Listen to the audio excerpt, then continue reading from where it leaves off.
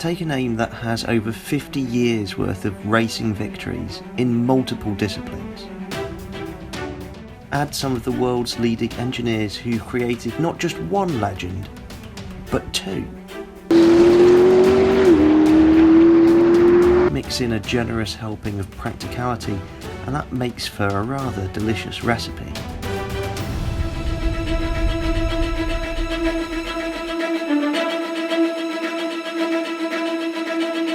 This is the McLaren 570GT, and it's a very different proposition to what McLaren usually offer.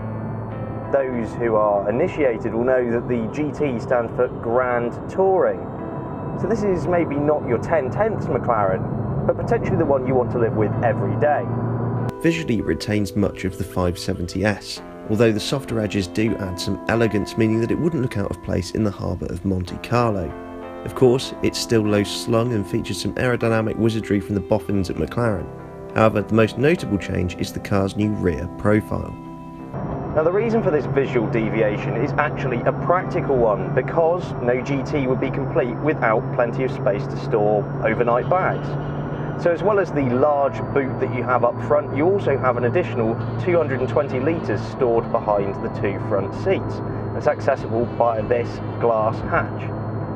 But don't go thinking that because this car positions itself as a more usable McLaren, that the British brand has skimped on the goods. Oh no, back there is still the 3.8 litre twin turbocharged engine with 562 brake horsepower and 600 Newton meters of torque. That means that whenever you hit the throttle,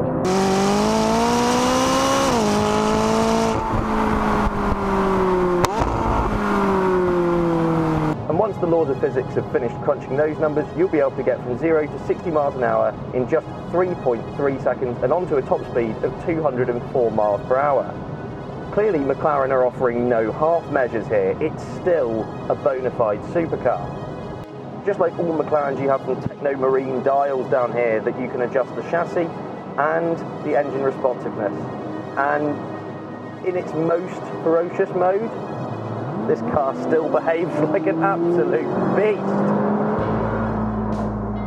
Now once those turbos spool up, it just rockets you off down the road until you're doing some quite just biblical speeds. They just take off with this epic surge of torque, and I have to say, whilst that torque makes it very usable every day, it means you don't have to rev the nuts off of it to get anywhere, whenever you're really pushing on, and the torque and the power really come into play into the whole equation of the 570GT, you really do start to wonder, does this car have an Achilles heel of any sort? Because surely it's an oxymoron, it's a practical supercar. How does that work? Just like its sister car, the 570GT has some wickedly fast gear changes at its disposal. It's a 7-speed unit here, and it just ticks off those gear changes like there's no tomorrow. Threading through a series of apexes, you'll notice that the 570GT is a tad softer than the 570S, the steering maybe not quite as razor sharp, and the suspension definitely more cosseting. That's actually because the suspension has been totally tweaked for this car. You've got 15% softer at the front and 10 at the rear, and that just makes it more livable day to day. But don't go thinking that makes this car a slouch. It still feels taut and responsive. It just seems to let you have your cake and eat it, so to speak. Now this car comes as standard with steel brakes, which are still really good. They've got plenty of feel to them, but it's optional if you want carbon brakes. The nice thing about this car is that you can really tailor it to what you want your 570GT to be. So if you fancy being a hoonigan on track all day, tick the carbon brake option and enjoy the amount of performance this car has to offer, safe in the knowledge that when you drive home in the evening, you've got space for the shopping and you're not going to get out with bleeding eardrums or a pelvis that's been turned to dust by a hard ride. This car weighs 37 kilograms more than the McLaren 570S, but thanks to excellent body control and loads of grip, you don't really notice it whenever you're driving it. The interior is much the same as the 570S, which is no bad thing. It's well laid out, very ergonomic, quite spacious for a car that sits inside a carbon fibre monocoque. This sort of caramel leather in here, nice ambience to it, something unique to the GT actually, which further boosts the amount of space that you feel you have, is this glass panoramic roof. Our test car here has also been optioned with the carbon fibre pack, which adds a subtly racy feel to what is a quite civilised interior.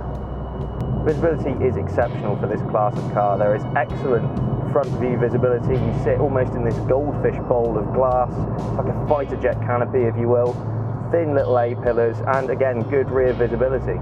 Both driver and passenger receive these really supportive bolstered seats. They offer good levels of comfort but also hold you in place when the mood takes you.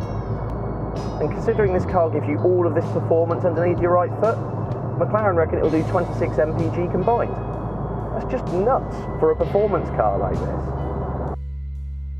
McLaren's latest model will set you back £154,000, but it has already proven itself a success, as there is currently an 8-month waiting list. It's amazing. I'm not surprised there's a waiting list. It's like fire and ice. It should be this impossible collision of high performance and relative practicality. It's comfortable but fast. It's agile but cosseting. It's the McLaren 570GT, and it is one of the best cars I've driven this year. Thanks very much for watching, and let us know what you think in the comments below. Please subscribe for all of the latest and greatest cars to hit the road. For breaking news and written reviews, visit www.insidelane.co.uk.